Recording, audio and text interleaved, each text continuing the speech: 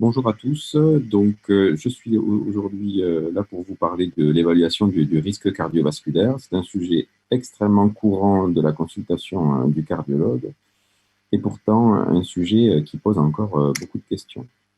Alors, je n'ai pas de conflit d'intérêt particulier en rapport avec cette présentation. Simplement, vous connaissez tous, je pense, ces grilles SCORE, qui sont des grilles d'évaluation du risque cardiovasculaire et en particulier d'événements cardiovasculaires fatals à 10 ans. Ces grilles sont relativement peu faciles à utiliser lors d'une consultation, mais elles sont néanmoins tout à fait intéressantes pour donner une évaluation quantitative de risque d'événement aux patients. Depuis maintenant de nombreuses années, on dispose d'outils Internet beaucoup plus faciles, et en particulier pour ce qui est des grilles SCORE, la possibilité de rendre finalement un résultat visuel qui est tout à fait pertinent pour les patients et je pense tout à fait intéressant à montrer en consultation. Vous voyez par exemple, ce type de logiciel permet de rendre un risque d'événement à 10 ans selon en fait, la population de Framingham, mais également le risque à 10 ans selon la grille SCORE. Et ce qui est assez intéressant, c'est de pouvoir, montrer justement le sur-risque d'événements ou de mortalité dans lequel se situe votre patient par rapport à une population d'âge équivalente, puisque c'est surtout, ce sont des risques celui de Framingham comme le risque score qui sont extrêmement liés à l'âge. Et la deuxième avantage, c'est que ce sont des grilles qui permettent aussi de donner une évaluation d'un nouveau risque calculé à partir de la suppression d'un facteur de risque cardiovasculaire. Et ça, c'est tout à fait intéressant pour communiquer auprès des patients. Alors, finalement, est-ce qu'on peut se contenter d'une évaluation du risque cardiovasculaire global à partir de ces grilles de risque que vous connaissez bien? Probablement pas. Le premier défaut de ces grilles, c'est vrai pour la grille de Framingham, c'est encore vrai pour l'échelle SCORE, c'est qu'il y a une surestimation du risque cardiovasculaire pour la population française, donc c'est quelque chose dont il faut tenir compte quand on communique aux patients. Et la deuxième chose, c'est qu'il y a bien évidemment un certain nombre de risques individuels qui ne sont pas prises en charge dans ces échelles de risque, en particulier la présence d'une maladie inflammatoire chronique, lupus, polyarthrite rhumatoïde, rhumatisme psoriasique, la présence d'une pathologie HIV, les mauvaises conditions socio-économiques, l'insuffisance rénale, la présence d'une élévation chronique de marqueurs de l'inflammation, et pour les femmes, la présence d'une ménopause précoce, voire d'événements type hypertension artérielle gravidique lors des grossesses. Donc, encore une fois, une échelle globale, mais à adapter bien évidemment à des facteurs de risque individuels. Finalement, il y a, à mon sens, deux situations qui sont relativement simples. La première situation, c'est lorsqu'on identifie un patient et une patiente à très haut risque cardiovasculaire. C'est très bien codifié dans les recommandations de l'ESC. Finalement, on se situe dans une situation qui correspond à la population présentant une maladie athéroscléreuse documentée, ou un diabète avec atteinte d'organes cibles, une insuffisance rénale sévère ou un score de risque supérieur à 10%. Finalement, ça correspond à une population dont les cibles vont être celles de la prévention secondaire.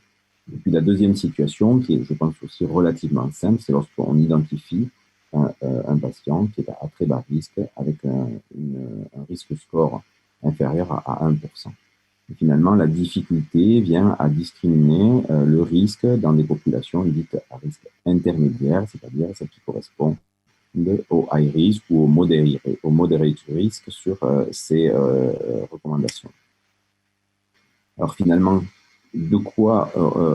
quels sont les outils qu'on peut utiliser pour essayer justement d'affiner cette évaluation du risque cardiovasculaire? Et bien, à mon sens, il y en a un qui est particulièrement intéressant, c'est le score calcique. Vous le savez, son irradiation est faible, proche d'une mammographie, il n'y a pas d'injection de produit de contraste, l'acquisition c'est moins de 10 minutes, l'interprétation c'est moins de 10 minutes, ce n'est pas opérateur dépendant, et ça permet effectivement de donner une valeur ajoutée à votre évaluation du risque cardiovasculaire qui est particulièrement élevée.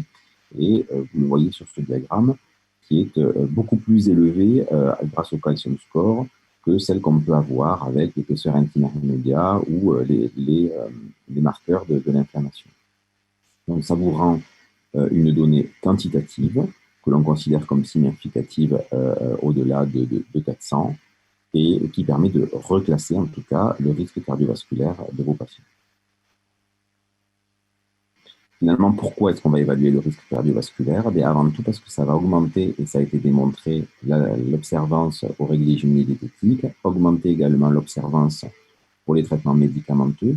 Quelques mots sur les traitements médicamenteux. Le premier, c'est le traitement par statine, qui est quand même un traitement incontournable lorsqu'on veut atteindre une cible de LDL cholestérol telle qu'elle va être définie par le risque cardiovasculaire global de votre patiente.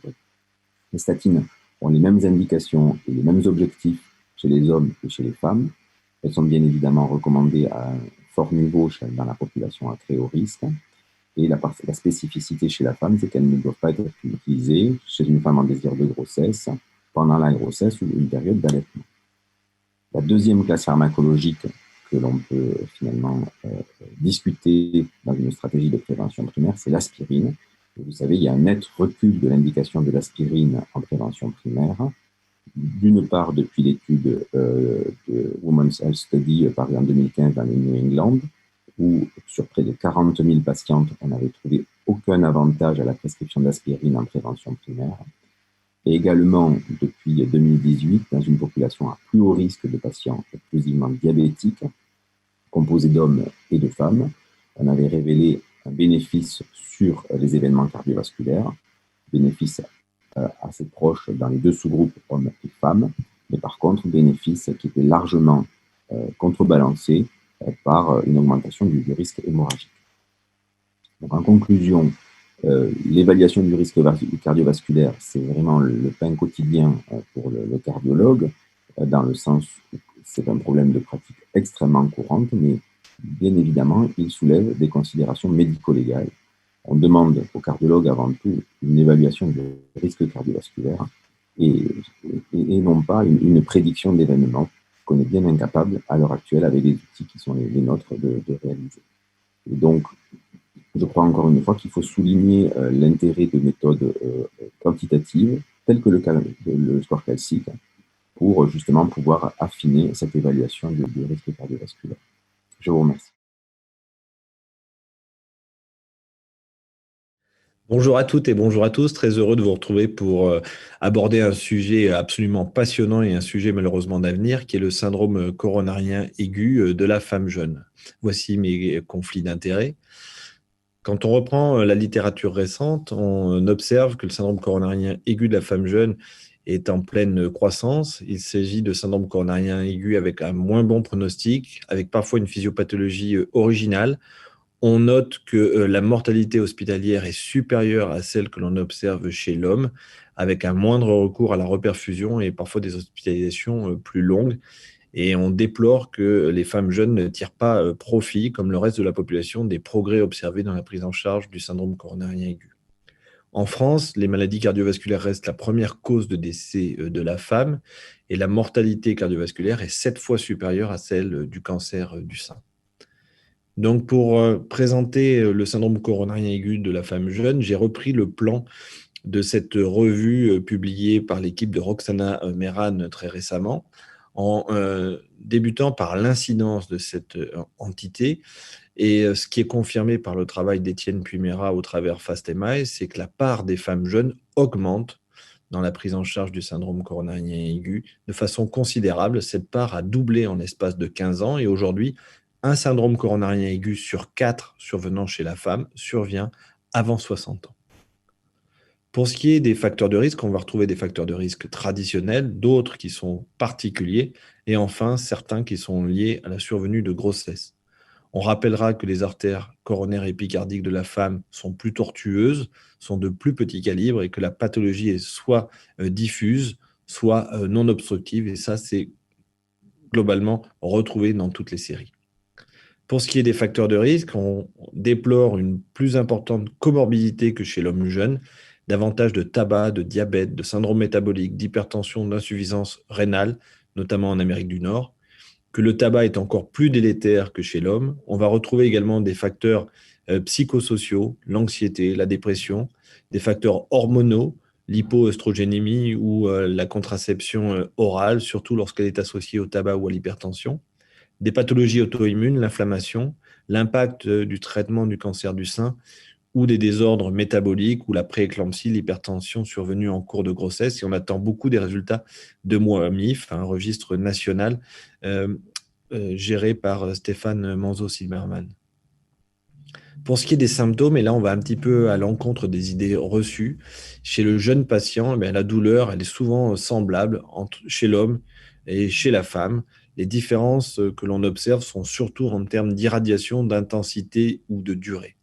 Donc, on retrouve des syndromes coronariens aigus sans douleur thoracique dans la population générale à la hauteur de 42%, sans douleur typique. Quand on s'intéresse à la population jeune, eh bien, cette part est vraiment minime, avec un écart qui est très tenu entre la population féminine et masculine. Là où le bas blesse, c'est dans l'accès aux soins. Les délais de prise en charge préhospitaliers sont beaucoup plus longs chez la femme, et la femme a moins souvent recours à l'angiographie, à l'angioplastie ou aux traitements qui ont fait la preuve de leur efficacité. Donc, le syndrome coronarien aigu chez la femme est considéré comme illégitime, il est sous-diagnostiqué et sous-traité avec des impacts pronostiques que l'on va voir tout à l'heure. Concernant le diagnostic du syndrome coronarien aigu, bien, la majorité de ces syndromes coronariens aigus sont le fruit d'une déstabilisation d'une plaque athéromateuse, mais l'on retrouve dans une proportion qui est non négligeable, dans 30% des cas d'après Jacqueline Sau, des syndromes coronariens aigus dits non athéromateux, et ce sont les MINOCA dont parlera Florence Leclerc tout à l'heure, les dissections coronaires spontanées, les vasospasmes, les dysfonctions microvasculaires ou le Takotsubo. Nous avions démontré à Clermont-Ferrand dans notre série monocentrique que lorsque survient un syndrome coronarien aigu dit illégitime, c'est-à-dire chez une femme de moins de 60 ans sans facteur de risque, eh bien, une fois sur trois, une des 3 drôles de dames a une dissection coronaire spontanée. On est aidé dans ce diagnostic par le dosage des troponines qui nous amène à vraiment considérer le syndrome clinique, par des signes angiographiques de mieux en mieux connus et la confirmation en imagerie endocoronaire lorsque celle-ci est nécessaire. Les résultats de DISCO vont être très prochainement publiés. DISCO, c'est un registre national de dissection coronaire spontanée, près de 400 patients. On retrouve 90% de femmes, 51 ans d'âge moyen et peu de facteurs de risque athéromateux, avec très souvent un hématome pariétal sans rupture intimale, pour lequel on préconise un traitement conservateur médical minimaliste. On va retrouver presque une fois sur deux une dysplasie fibromusculaire ou une mutation génétique commune avec cette dysplasie fibromusculaire. Autre forme retrouvée chez la femme jeune et fumeuse est l'érosion de plaques. Vous voyez ici un NSTEMI qui est contrôlé 5 jours plus tard en angiographie et en OCT, où on voit la bonne évolution de ce thrombus formé en regard d'une plaque athéromateuse sur une érosion. Alors, si je vous ai rappelé qu'une fois sur 3, il s'agissait d'une dissection coronaire spontanée, il faut avoir en tête que 2 fois sur 3, il s'agit d'un syndrome coronarien aigu athéromateux avec une subocclusion athérothrombotique, comme vous le voyez ici, qui va être traitée de manière conventionnelle par la mise en place d'un stent avec un très bon résultat. Venons-en maintenant au pronostic, aux événements. Les femmes ont un pronostic à court et long terme moins bon que les hommes. On le doit en partie aux comorbidités. On le doit également au retard de prise en charge, au traitement qui est suboptimal. Et cet écart par rapport aux hommes est d'autant plus marqué que la patiente n'a pas présenté une douleur typique à la phase tout à fait initiale du syndrome coronarien aigu. Elle le paye très très cher, notamment chez la femme jeune, avec un risque de mortalité qui est multiplié par 3 par rapport à son homologue masculin qui, lui, a présenté une douleur thoracique. Il est important de noter aussi que la femme jeune est souvent exclue d'une prévention secondaire optimale et notamment du recours à une réhabilitation fonctionnelle au décours de son syndrome coronarien aigu. Donc pour conclure, les messages à retenir, le syndrome coronarien aigu de la femme jeune il est de plus en plus fréquent, il reste sous-diagnostiqué et sous-traité avec un moins bon pronostic.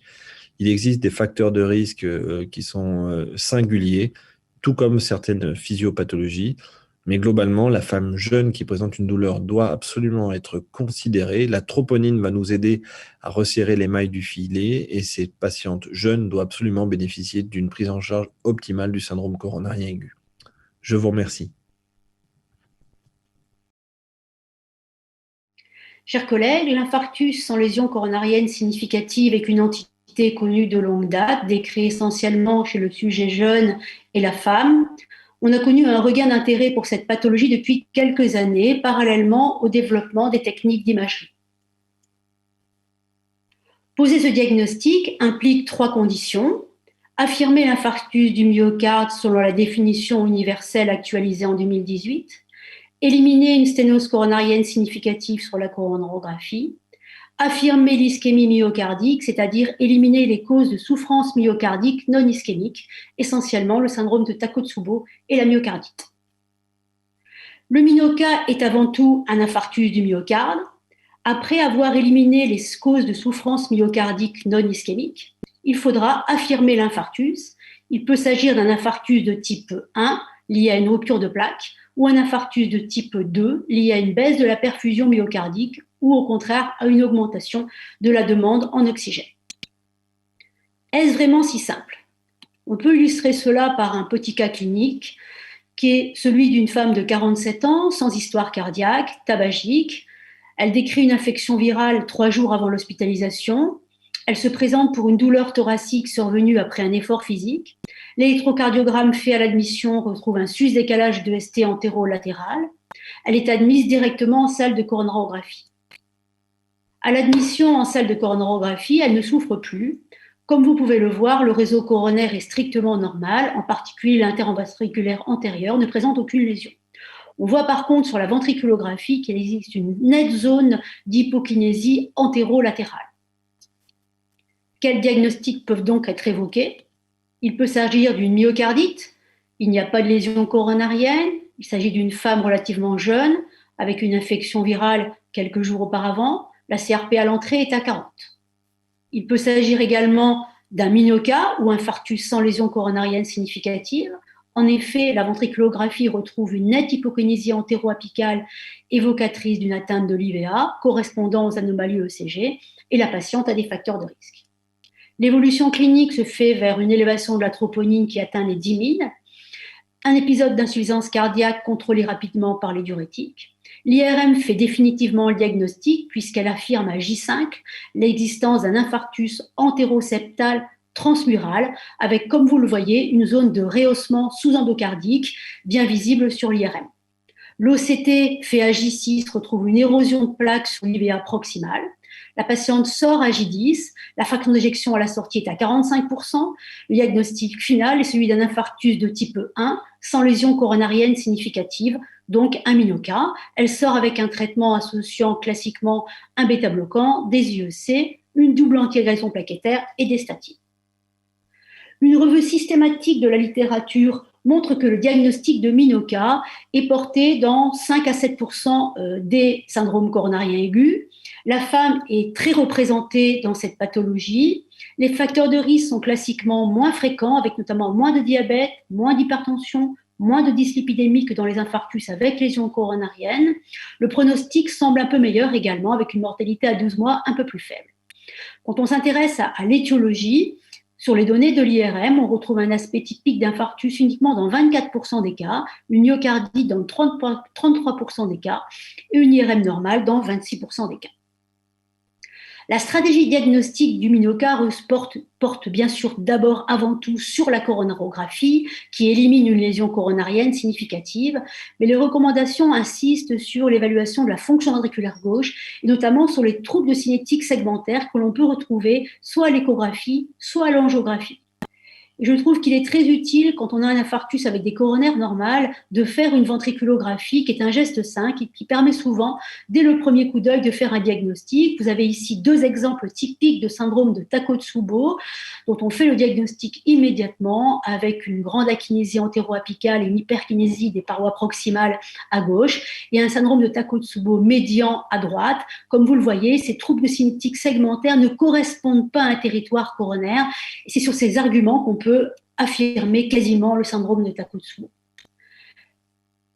Dans le diagnostic du MINOCA, l'IRM a une place essentielle car elle permet de caractériser le type de souffrance myocardique. Vous avez en haut à gauche un aspect typique en faveur d'une ischémie avec une zone de rehaussement transmural ou sous-endocardique correspondant à un territoire coronarien, ce qui n'est pas le cas dans les causes non ischémiques.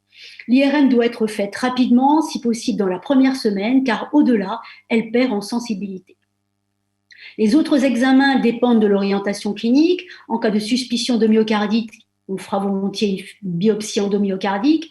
En cas d'étiologie suspectée coronaire, des examens comme l'IVUS ou l'OCT permettent de mettre en évidence des ruptures de plaques. Les tests de déclenchement de spasmes, la FFR, permettent d'orienter l'étiologie. Les autres examens complémentaires permettent plutôt d'éliminer les autres diagnostics. Un article récent présenté à l'achat et publié dans Circulation il y a quelques semaines montre une série de 170 femmes avec une suspicion de MINOCA que l'IRM et l'OCT permettent, quand ils sont faits dans la première semaine, de faire un diagnostic étiologique dans plus de 85% des cas. L'étiologie est ischémique dans 50% des cas et parmi ces patients, ce qui est intéressant de voir, c'est que l'OCT ne met en évidence une rupture de plaque que dans un cas sur deux, ce qui laisse penser que dans 50% des cas, d'autres causes que la rupture de plaque peuvent être à l'origine du syndrome coronarien aigu, notamment des phénomènes de spasme, d'embole ou de dysfonction microvasculaire. Que faut-il retenir comme message clé ? Le syndrome coronarien aigu sans lésion coronarienne significative et reflète 10 à 15% de l'ensemble des syndromes coronariens aigus touchant essentiellement la femme.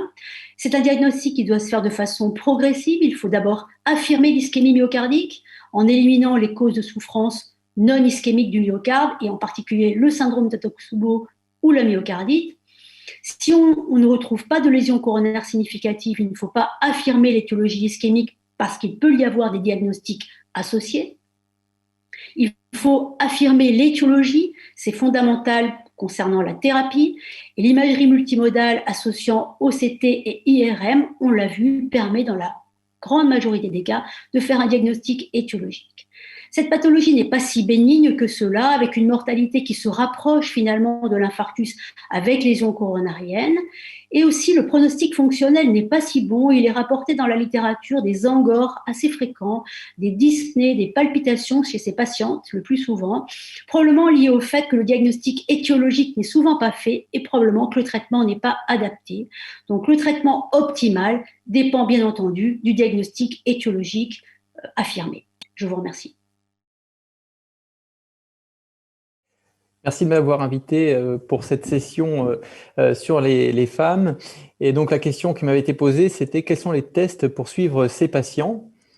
Alors, voici mes conflits d'intérêts. Alors, tout d'abord, un bref rappel que les pathologies cardiovasculaires, actuellement, c'est la première cause de mortalité chez la femme, puisque chez l'homme, c'est le cancer actuellement qui est la première cause de mortalité. Et quand on regarde un petit peu l'évolution depuis 1980 là, aux années 2000, on voit que dans les années 85, la mortalité entre les femmes et hommes se sont inversées en termes de première cause de mortalité. Alors on voit que chez l'homme, ça décroît vraiment de façon très importante, notamment jusqu'aux années 90, alors que chez la femme, ça reste stable ou en augmentation pour venir aux choses actuelles. Il faut également savoir que les pathologies cardiovasculaires, c'est 4 fois supérieur en nombre par rapport au cancer du sein de la femme. Alors, quelle est la caractéristique des infarctus du myocarde chez les femmes? Souvent, elle est présentée, comme on dit, de façon plus tardive par rapport à l'homme, en général une dizaine d'années supplémentaires. C'est ce qu'on voit dans ces courbes. Donc, vous voyez, chez la femme, c'est en rouge, chez l'homme, c'est en bleu.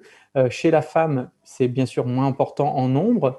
Et puis, pour les patients de plus de 65 ans, c'est en discrète diminution, moins 16%. Et chez l'homme également, un peu moins forte. Mais ce qui est important de noter, c'est que chez les femmes de moins de 65 ans, c'est en importante augmentation, plus 40% sur 10 ans, de 2005 à 2014. Alors que chez l'homme, c'est toujours en augmentation aussi, mais que 19% de façon moins importante.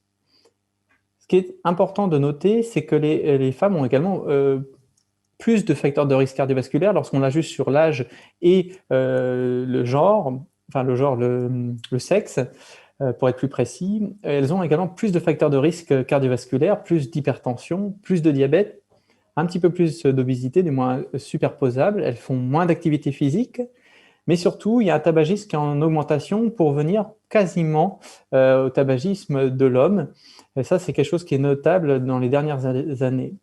Ce qui est important également de noter, c'est qu'elles ont des facteurs de risque dits non traditionnels, qui sont des risques qui sont souvent pas bien pris en compte, qui sont les facteurs hormonaux essentiellement et les facteurs psychosociaux qui ont un impact sur la survenue de ces infarctus.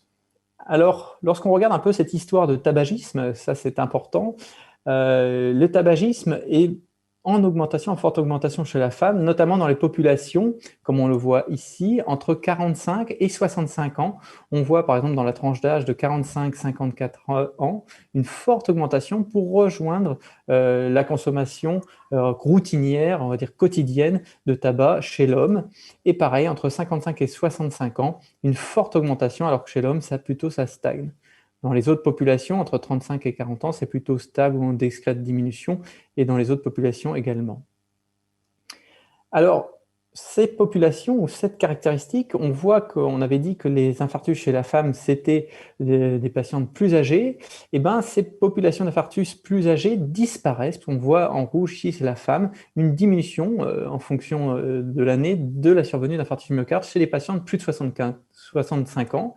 Par contre, chez les patients de moins de 65 ans et particulièrement en tranche d'âge 45-65, on a une forte augmentation très marquée chez la femme par rapport à l'homme du taux d'infarctus du myocarde. Donc cette population est vraiment très importante à prendre en charge et à dépister.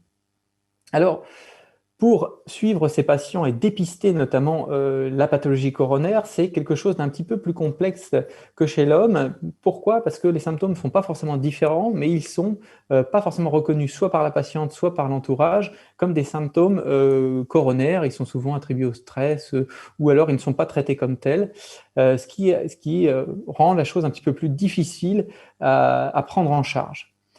Ce qui est important de noter aussi, c'est que les facteurs de risque classiques et les scores utilisés classiquement pour dépister, classer les patients en bas risque, haut risque ou risque intermédiaire, sont souvent pas très bons en fait chez la femme, puisque là on voit dans certaines études que chez les patients qui étaient classés à bas risque, 20%, il survenait quand même 20% d'événements coronaires chez les patients qui étaient classés à bas risque, donc qui étaient entre guillemets mal classés. Et donc ces scores sont probablement pas bons pour la femme, ou du moins pas satisfaisants. La plupart des choses, c'est qu'ils ne prennent pas en compte les facteurs hormonaux, comme on a discuté, qui sont des facteurs non traditionnels, qui ne sont pas pris en charge. Alors les recommandations européennes, eux, ont proposé une stratification en fonction des facteurs de risque de la femme qui peut aider à mieux les dépister. Alors, quel test utiliser? Tout d'abord, on va rapidement passer sur l'épreuve d'effort qui a une sensibilité spécificité qui déjà chez l'homme ou chez la population générale, on va dire, a été fortement dégradée dans les recommandations puisque elle est vraiment en second plan. Et chez la femme, c'est encore pire, c'est-à-dire que la sensibilité spécificité était encore pire par rapport à l'homme. Donc vraiment, ce n'est pas un excellent test pour dépister ces patientes. Alors, pour contrer à ça, nous avons les tests fonctionnels, bien sûr, avec une imagerie. Nous avons tout d'abord la scintigraphie, qui a une sensibilité et spécificité plus importante, ce qui est une bonne chose, mais on a quelques limitations, notamment les petits ventricules gauches, qui peuvent être difficiles à interpréter, mais là encore, les médecins scintigraphistes savent interpréter ce type de scintigraphie. On peut avoir des atténuations mammaires qui rendent les choses un petit peu plus difficiles. Et là encore, il faut tenir compte que c'est relativement irradiant si on en réalise trop fréquemment. L'écho de stress, c'est également une bonne sensibilité et spécificité qui est non irradiante. Ça, c'est une chose qui est très importante, notamment chez la femme jeune, puisqu'on va sur des dépistages, comme on l'a dit, de populations de femmes entre 45 et 65 ans. Il y a des limitations, bien sûr, c'est l'échogénicité de la patiente qui, lorsqu'elle n'est pas satisfaisante, il faut s'orienter vers un autre test, notamment l'IRM, qui a une bonne sensibilité et spécificité et peut également voir des déficits ou détecter des défauts de perfusion sous endocardique qui permet de redresser également le diagnostic. Alors, les tests dits anatomiques, notamment le coroscanner, a une bonne sensibilité et spécificité par rapport à l'épreuve d'effort, donc c'est plutôt bon. Mais cependant, c'est là encore, on a un taux d'exposition aux radiations qui est, lorsqu'ils sont bien faits et en limitant l'exposition, peuvent être raisonnables. Mais il faut bien sûr toujours avoir l'œil de ne pas répéter ces examens et notamment chez les patients jeunes, faire attention à la radiation produite. Si on veut récapituler tout ça, je dirais que la première cause de mortalité chez la femme reste les maladies cardiovasculaires et il faut absolument les dépister. Et on sait que la population de 45-65 ans est de plus en plus sujette aux infarctus du myocarde. Ce ne sont plus des patients âgés. Et donc, il faut essayer de les dépister. Les scores de risque ne semblent pas être des bons tests pour les catégoriser en bas risque, moyen risque ou intermédiaire. Il va falloir recréer pour le moment des nouveaux on va dire, scores de risque chez la femme. Et si on veut les dépister, il faut un test bien sûr fonctionnel avec une imagerie. On doit probablement pas utiliser l'épreuve d'effort, à mon sens, qui est peu rentable. Et on devrait choisir plutôt des examens avec peu d'exposition aux radiations, notamment l'écho de stress ou l'IRM. Je vous remercie.